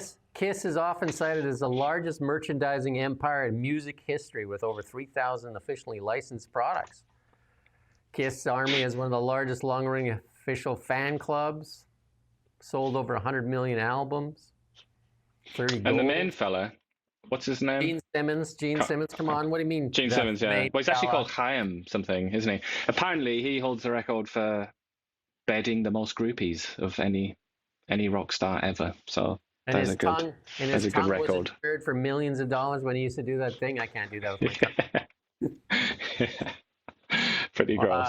They do one have of some my- good songs, though, in fairness. They've got about 5 good songs, I would say. But one of my friends is like a massive Kiss fan, and he would hate me for I saying was a that massive because he Kiss reckons fan. they've got like 50.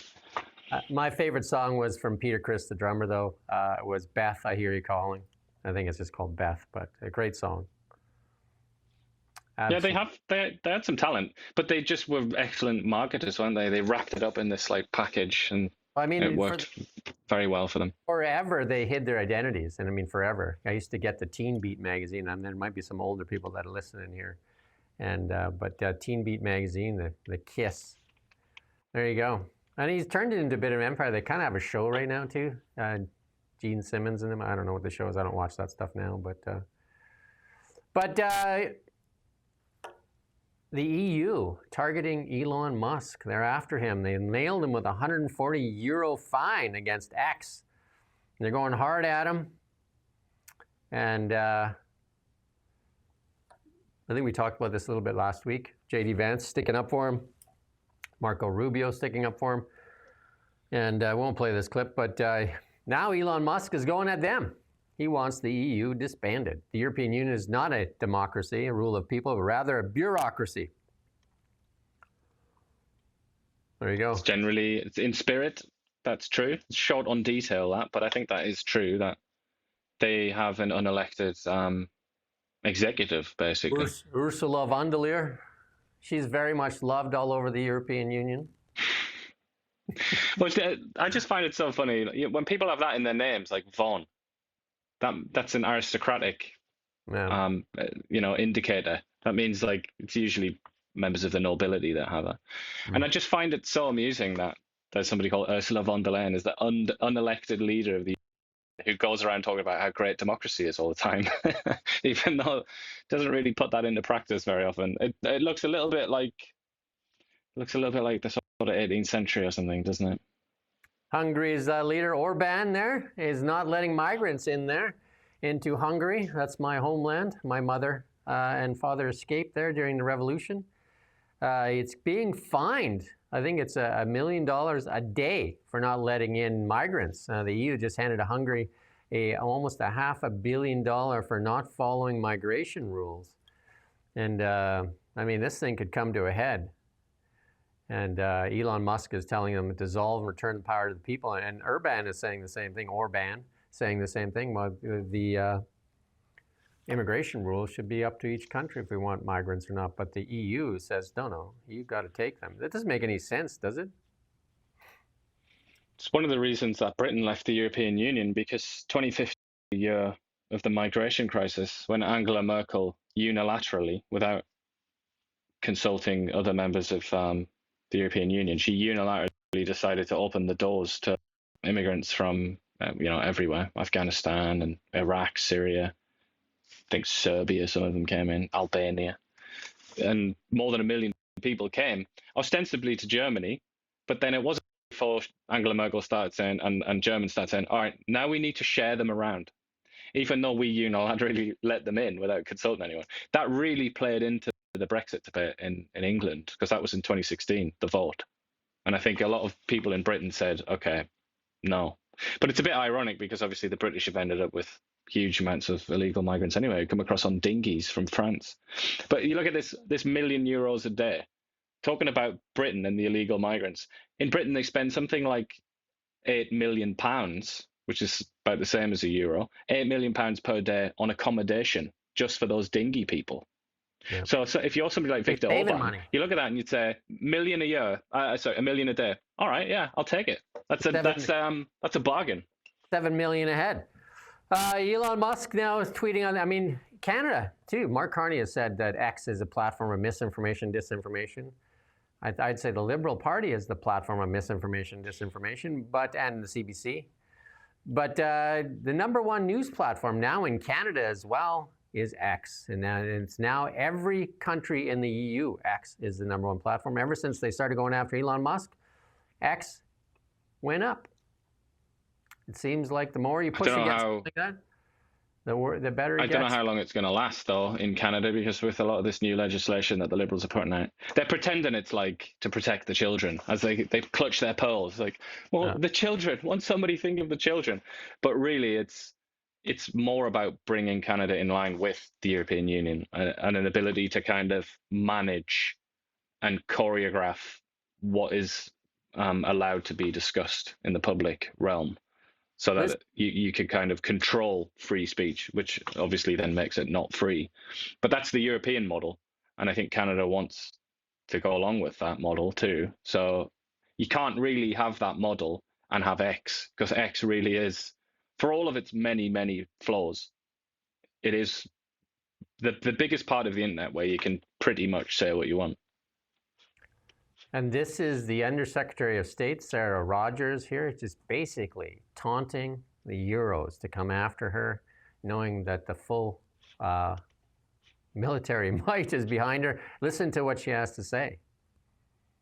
I got off my European train and checked into my European hotel and noticed that a member of European Parliament called Helmut Brandstätter tweeted, quote, "There's no censorship in Europe.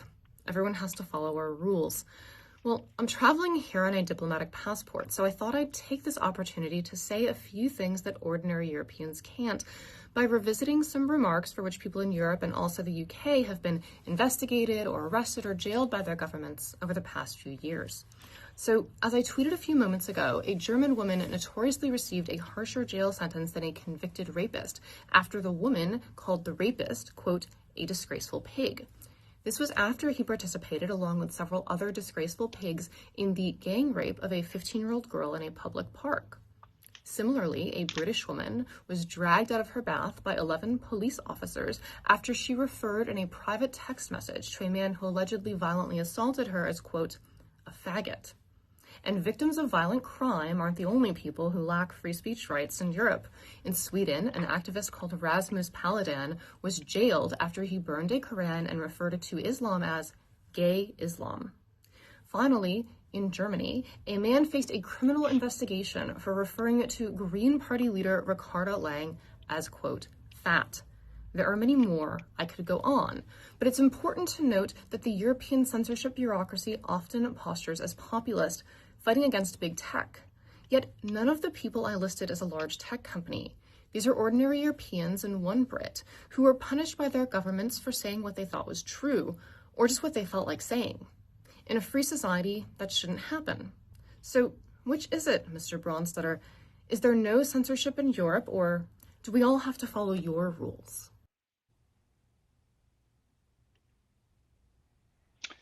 The latter, yes.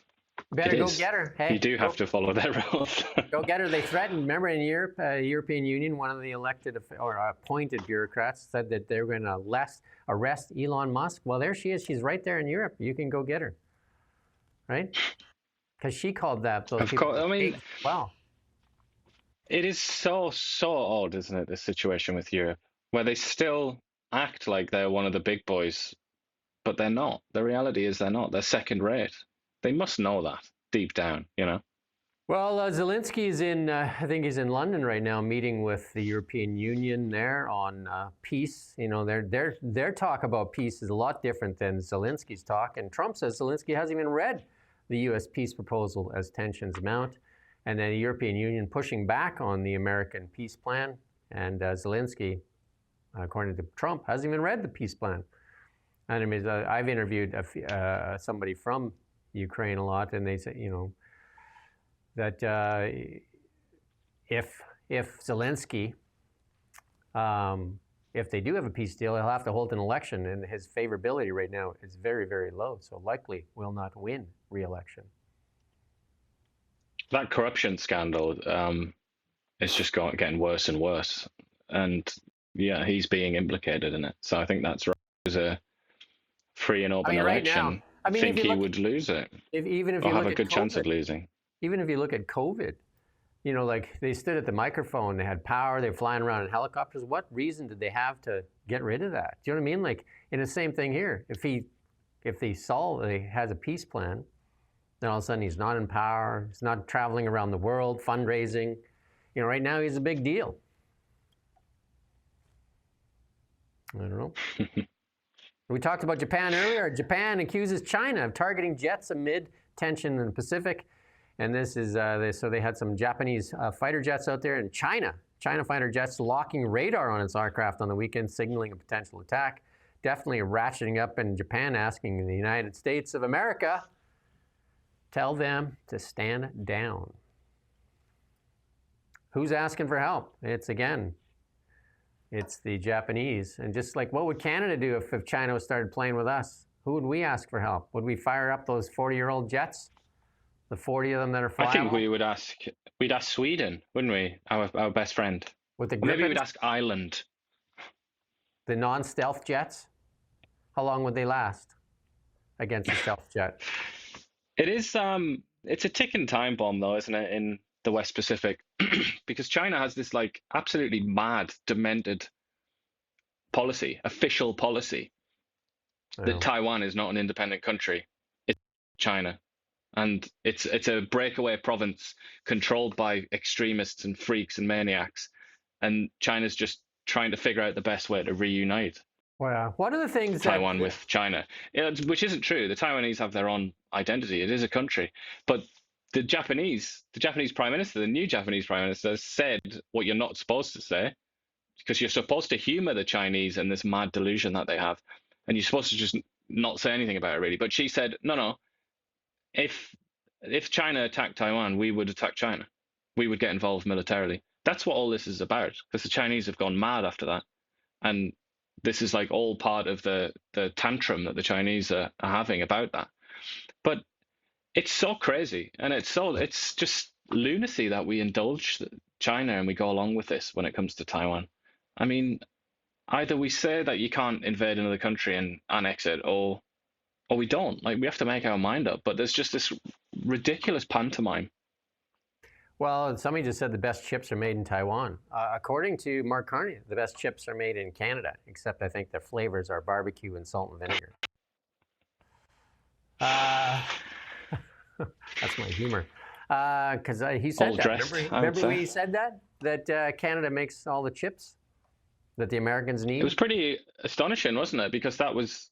I mean, it hasn't really damaged his reputation, now, has it? Because we're supposed to think that he's an economic genius, and then he said that, and it was like, hold on, you don't have the first clue what you're on about. You don't know anything.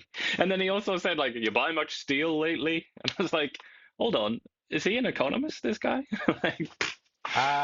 One of the things, though, China has, and it might not want to lose that if it starts poking the bear for war, is it has $1 trillion trade surplus right now. So, I mean, their economy is, that's a pretty big trade surplus.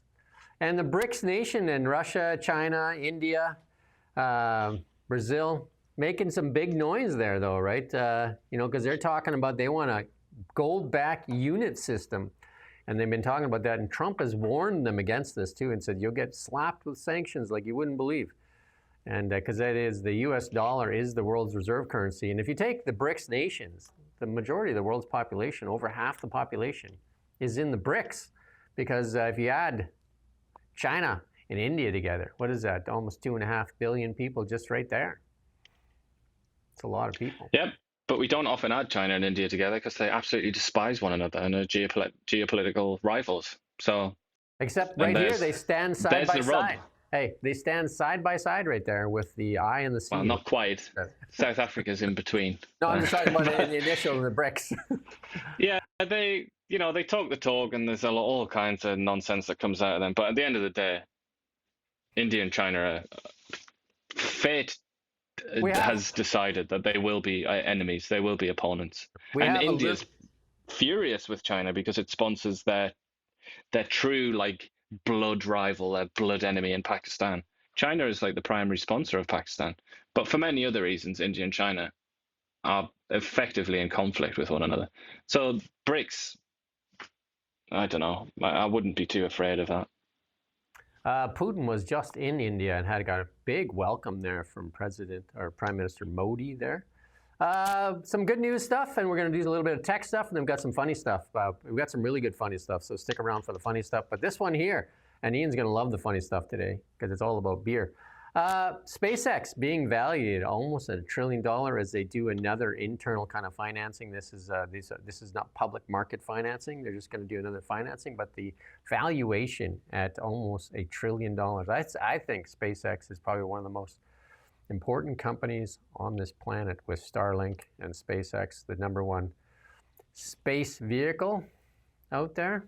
And there isn't anybody close to it. And Elon Musk says the fastest and cheapest way to path to massive AI growth is to move computing to space. Satellites with onboard AI can generate huge amounts of compute using constant sunlight. So that's what I mean. We got to sell this oil and gas before there's no need for it. Sell it while people will buy it, because Elon Musk, if he says he's going to do this, is likely going to happen. And he's going to tap the solar energy out there, and then these laser beams are going to push the data back to Earth. I have Grok in the car now. Grok is actually loaded inside of Teslas now too. So AI built right into your automobile.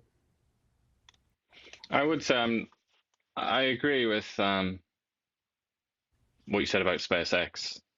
And this is a very interesting concept as well, because it's all about energy. It's also all about keeping the temperature down, isn't it? So for quite a lot of reasons, that makes sense and would be cool. He's also said the moon would be a good place to do it, hasn't he? But I do push back on what you said, where you said if he said it, he's likely to do it. I mean, Elon Musk has said so many things and not done it. So I always take it with a pinch of salt. As he said himself, it's very easy to come up with an idea. It's a lot harder to actually put it into practice. It's more than a few years away. He's the #1 example of that. This is an important point. This is a very important point to listen to. This is Sergey Brin, one of the Google founders. He said he's back in the office every day, and this guy's got enough money to paper like Taiwan probably. Because of the pace of AI, he said he's coming to work every day. So he said he didn't even want to come to this conference because it's so important. Let's listen to what Sergey Brin has to say. Working on. Yeah, honestly, pretty much every day. I mean, I'm missing today, which is, one of the reasons I was a little reluctant, but I'm glad I came. But I think as a computer scientist, I've never seen anything as exciting as all of the AI progress that's happened the last few years. Thanks. No, but it's kind of mind-blowing. When I went to grad school in the 90s,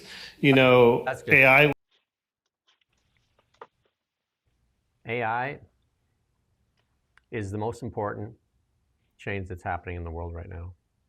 You need to learn as much as you can about it. You'll learn it here on the show, actually. Definitely when combined with robotics, it's kind of... it's irresistible, surely. Even if you don't like science or technology or whatever, how can you resist that? We're coming towards making robots a reality. Is that not? I drive a robot. Cool? I drive a robot to work every day. I have full self-drive, version 14, and Grok is now integrated into the Tesla in the new rollout. So And I was playing with it this morning. I was talking to Grok as I was driving in. There you go. Her name is Aura. They've got a few people you can check on. And then we already talked about that. And this is, here's a funny thing here. Jensen Huang and why he wears a leather jacket. I won't play the clip. I'll just tell you why he says because he says that he's very picky and his skin is itchy. So his wife buys all his clothes and he's very picky. So she's just like, I found something that's not itchy. That's what you get. So you just wear that. So he's happy just to wear that leather jacket. You'd rather be sweaty than itchy. This one's for you. This one is hilarious. This one you'll understand. This is all about beer. Let's listen in on this here. It's worth the wait. It's probably one of the funniest things I've ever. And this is great for the English people. They're going to love this. Man, how are you? Good, thanks. I'll have a schooner of carton dry, please. No money, we didn't win anything because it's all drawn randomly. No, good day. Good. And what do you want me to do with that? Pardon? What do you want me to do with that? Oh, just let it sit for a bit. Fuck off and give me another one.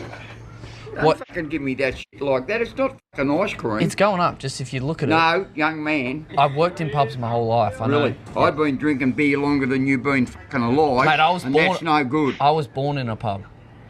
I wish my arm was shorter because it feels like grabbing you. I want another beer. Is everything all right, are you? Two of you's new. That's a shit beer. Pour me a Mate, beer. that beer's fine, mate. Get You just need a bit of patience. I'm gonna sit over here. I'm not drinking that shit. Mate, it's fine. No, don't get me a beer. You want another one? No.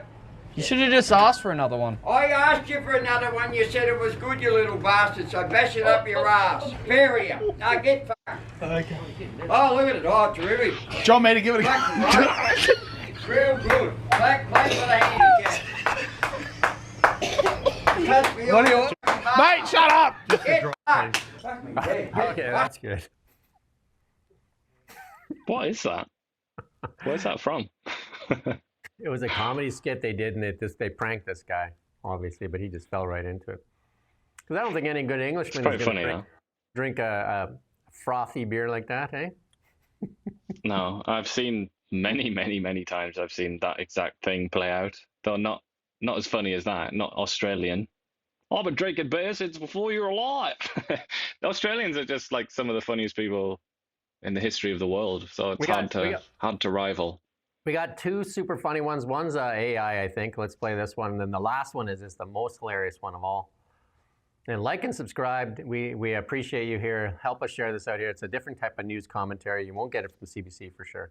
But anyway, just two more here and we're done.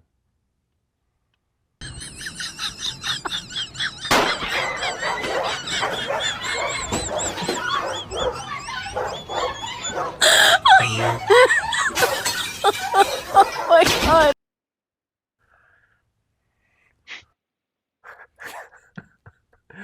Bit destructive. And the last one, you just leave it sit there. Katy Perry makes relationship with Justin Trudeau official on Instagram. In Tokyo. Mm-hmm. There you go. I don't know what should one feel about that? It's a little bit weird, isn't it? Well, he hasn't got that UN job I thought that Carney was going to give him. Right now, he's still got, and most Canadians not really liking him. So, does it mean he's going to move? Is he going to move to the US or is she going to move to Canada? That's probably the most important question. Because if he goes and moves to America, then you think if he moves to America, he's sacrificing all of his credibility there, isn't it? Trump would get ICE to pick him up? He can't, can he? He can't do it. That would just be mad. Don't do it, Justin. Don't do what? Don't move to the US?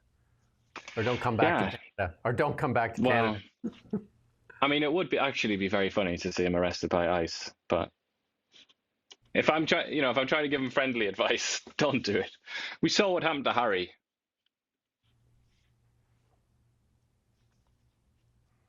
His wife has to be, yeah, anyway. We're back tomorrow at 9 a.m. Again, like, subscribe, share, help us out. Help us get this show out here. The best news commentary show undiscovered in Canada. We make that bold statement, and I believe it's true. Anybody want to help us with that? Share that message, the best undiscovered news commentary show on YouTube for Canada. And we do accents now and then. Ian's going to wear a tie next week. Look at that, eh? This is pretty sharp today. Am I made? Don't know, like. All right. Cheers, and we'll see you tomorrow. We're going to try to get a bunch of interviews here, so we're working on it. Help us get them as well. Until tomorrow, we'll see you tomorrow at 9 a.m. Again, share this out there. Cheers. Thank you for watching Now Media.